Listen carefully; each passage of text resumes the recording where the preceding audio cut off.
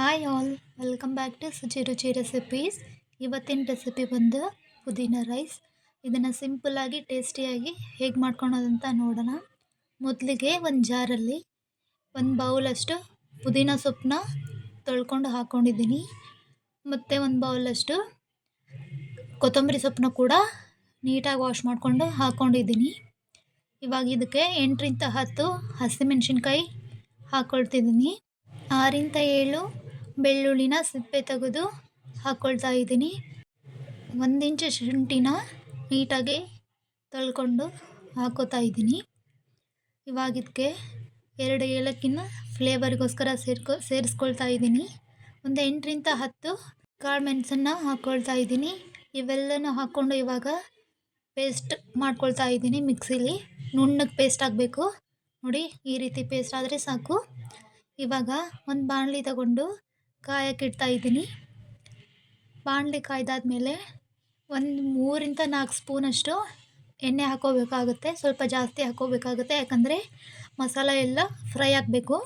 ಅದಕ್ಕೋಸ್ಕರ ಸ್ವಲ್ಪ ಜಾಸ್ತಿ ಎಣ್ಣೆ ಹಾಕ್ಕೊಳ್ತಾ ಇದ್ದೀನಿ. ಇವಾಗ ಈ ಮಸಾಲ ಹಾಕ್ಕೊಂಡು ಸರಿಯಾಗಿ ಮಿಕ್ಸ್ ಮಾಡ್ಕೊಳ್ತಾ ಇದ್ದೀನಿ.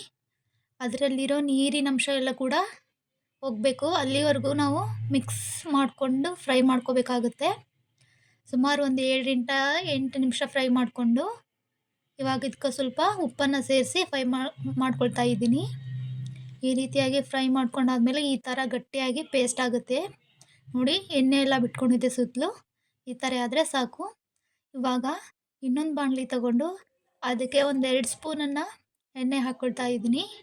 ಎಣ್ಣೆ ಬಿಸಿ ಆದಮೇಲೆ ಸಾಸಿವೆ, ಒಂದು ಅರ್ಧ ಸ್ಪೂನಷ್ಟು ಜೀರಿಗೆ,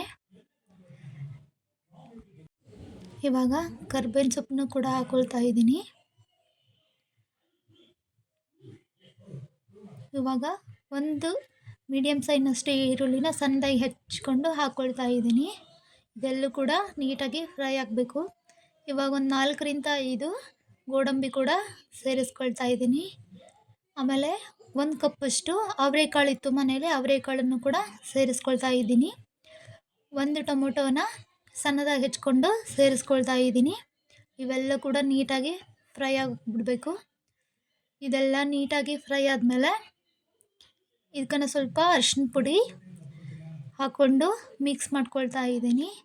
ರುಚಿಗೆ ಎಷ್ಟು ಬೇಕೋ ಅಷ್ಟು ಉಪ್ಪನ್ನು ಹಾಕ್ಕೊಂಡು ಟೊಮೆಟೊ ಸಾಫ್ಟ್ ಆಗೋವರೆಗೂ ಇದನ್ನು ಬೇಯಿಸ್ಕೋಬೇಕಾಗತ್ತೆ.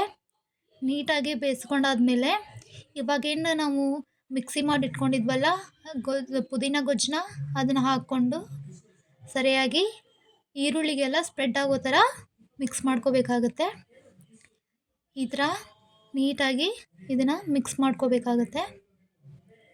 ಇವಾಗ ಇದನ್ನು ಬೇಯಿಸುವಂಥ ಅವಶ್ಯಕತೆ ಏನಿರಲ್ಲ, ಆವಾಗಲೇ ಫ್ರೈ ಮಾಡ್ಕೊಂಡಿದ್ವಲ್ಲ, ಸೊ ಮಿಕ್ಸ್ ಮಾಡಿಕೊಂಡ್ರೆ ಸಾಕು. ಇವಾಗ ಬಿಸಿ ಬಿಸಿ ಅನ್ನವನ್ನು ಇದಕ್ಕೆ ಸೇರಿಸ್ಕೋಬೇಕು. ಬೇಯಿಸಿರುವಂಥ ಅನ್ನನ ನಾನು ಸೇರಿಸ್ಕೊಳ್ತಾ ಇದ್ದೀನಿ. ನಿಮ್ಗೆ ಎಷ್ಟು ಬೇಕೋ ಅಷ್ಟು ನೋಡಿಕೊಂಡು ಒಗ್ಗರಣೆ ಕರೆಕ್ಟ್ ಆಗುವಷ್ಟು ರೈಸ್ನ ಸೇರಿಸ್ಕೋಬೇಕಾಗುತ್ತೆ.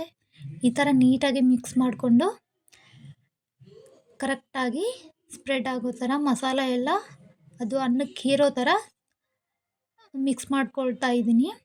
ಇವಾಗ ಮೇಲ್ಗಡೆ ಕೊನೆಯದಾಗಿ ಸ್ವಲ್ಪ ಕೊತ್ತಂಬರಿ ಸೊಪ್ಪನ್ನ ಹಾಕ್ತಾಯಿದ್ದೀನಿ. ಕೊತ್ತಂಬರಿ ಸೊಪ್ಪು ಹಾಕಿ ಮಿಕ್ಸ್ ಮಾಡಿಕೊಂಡ್ರೆ ರುಚಿಯಾದಂಥ ಪುದೀನ ರೈಸ್ ಸರ್ವ್ ಮಾಡೋಕ್ಕೆ ರೆಡಿ ಆಗುತ್ತೆ. ಇವಾಗ ನಾವು ಇದನ್ನು ಸರ್ವ್ ಮಾಡ್ಕೋಬೋದು. ನೀವು ನೋಡ್ತಾ ಇರ್ಬೋದು ಕಲರ್ ಎಷ್ಟು ಚೆನ್ನಾಗಿ ಬಂದಿದೆ ಅಲ್ವಾ. ಈ ರೀತಿ ಮಾಡಿಕೊಂಡ್ರೆ 10 ನಿಮಿಷದಲ್ಲಿ ಪುದೀನ ರೈಸ್ನ ಸಿಂಪಲ್ಲಾಗಿ ಟೇಸ್ಟಿಯಾಗಿ ಮಾಡ್ಕೋಬೋದು.